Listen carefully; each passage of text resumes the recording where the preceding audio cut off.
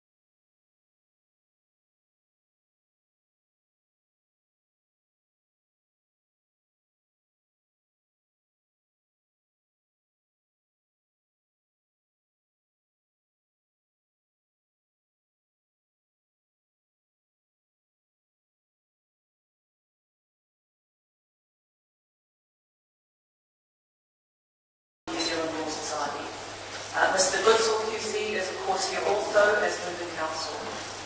On behalf of the newly elected members and on behalf of the court, I would like to thank those senior members of the profession for taking the time and time to appear today. I am firstly most grateful to your presence. You must never leave. If you sacrifice your objectivity and impartiality, then you have lost the most valuable asset you have to offer. As an officer of this court, your duty is also to bring to this court and any court or tribunal before it here the same independence and fairness. To ensure that you maintain the standards required of you, you will have to learn to say no. No.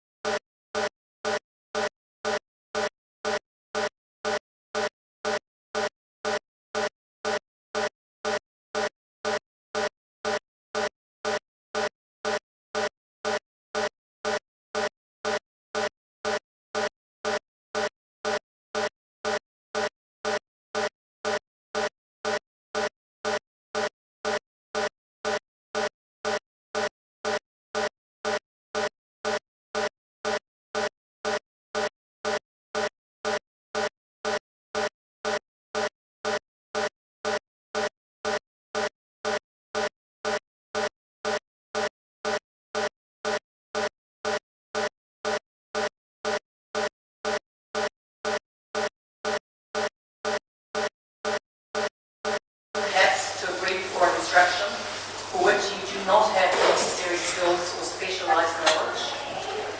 No to the client who will want you to do something with independence. There will be such requests in your practicing it, possibly many of them, sometimes with the apparent potential for a offence. No to yourself when you have too much work on hand or you are otherwise undershipped that will not enable you to perform the task professionally and careers, which we barely imagine today. When I started practice in the 1980s, there were no emails, no internet, and none of us had computers. My secretary was thrilled when she received her first memory typewriter, and we all marvelled at its ability to store 6 lines of text. Yet look at the world now. Some of us newer judges even bring our iPads in with us, though I left mine behind today.